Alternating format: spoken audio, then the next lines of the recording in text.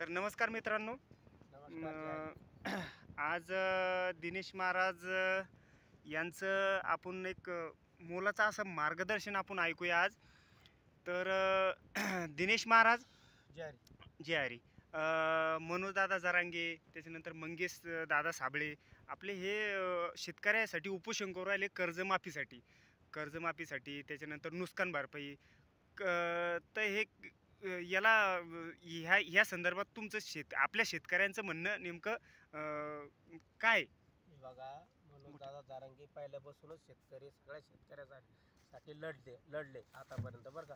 आणि त्यांची पण मागणी आता अशी आहे की शेतकऱ्याची जी मागणी झाली नाही इथून पुढे एकही शीट सरकारचा येऊ द्यायचं नाही. दादानं आपल्याला सांगितलेलं आहे आणि आपण हे दादा शब्दावर ठाम राहायचं.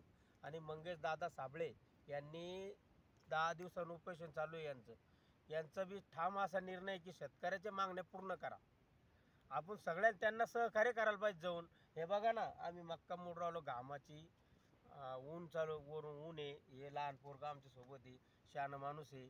आम्ही तिघजण जवान आहे, पण मग हे वयस्कर माणूस आहे, लहान पोरगा आम्ही सोबत आहे. असे लहान सूर करून आम्हाला कामं करावं लागते. आणि त्याच्यामध्ये मंजुराचा भाव जास्त वाढला, 10,000 रुपये एकर, आणि मक्का चालली 1000 आणि 1200. काय करणार आहे? हे लोक उपोषण करून नाही त्याने साथ द्या तुम्ही. हां, तेवढं कामं करायची आणि फक्त तेवढं साध्या फक्त मनोज दादा ते सांगतात. आणि मंगेश दादा पण ते उपोषण करू लागले. त्याच्यावर फक्त लक्ष करा, साध्या सगळ्या शेतकऱ्यांना करा. असं याच्यामध्ये काही नाही, असं जातीभेद या गोष्टीचं काहीच नाही. शेतकरी म्हणजे सगळं आलं याच्यामध्ये जातीभेद काहीच नाही. आमची आज मक्का मोडणं झाली. आमची मक्का मोडणं झाल्याच्या नंतर आम्ही आज होऊन जाणार. त्याच्यानंतर आम्ही मंगेश दादा साबळे यांना भेट देण्यासाठी एक दिवस का होत नाही आम्ही जाणार. आम्ही जाणार. बरं महाराज, तुम्हाला शासनानं किती मदत द्यायला पाहिजे? आणि पहिली गोष्ट, कर्जमाफी कितपर्यंत करायला पाहिजे, तुम्हाला कशी करायला पाहिजे त्या बाबतीत हे महत्वाचा मुद्दा शब्द विचारला तुम्ही मला. शासन मंत्री लोकायला त्यांना काय करतं, मंत्री लोकांना 1 लाख रुपये महिना देतं, त्यांना गाडी देतं, राहायला बंगले देतं बरं का. अरे द्या ना गरीबाला तुम्ही. हां, त्याला राहायला बंगले, त्याला 1 लाख रुपये महिना, गाडी, हे काय पाहिजे त्याला? कशासाठी पाहिजे? उलट शेतकरी त्याला जे पूर आला, वाहून गेले, त्याला शेतकरी दान करू आणि राहिले. काय उराला जिथं पैसा आहे तिथंच पैसे देऊ राहिले शासन. गरीबाला द्या ना तुम्ही. नाही, हा म्हणायचं आहे. मुद्दा काय माहिती का, तुम्हाला कितपत नुकसान भरपाईची अपेक्षा आहे ती आम्हाला फक्त नुसती एकरी 25,000 रुपये लागते आम्हाला बरं का. जास्त नको आहे. एखाद्यानं जर म्हणलं की आम्हाला 50 द्या, हे एवढी नको. शेतकऱ्याला जास्त अपेक्षा नाही. एकरी पण जेवढी नुकसान झाली तेवढी द्या ना.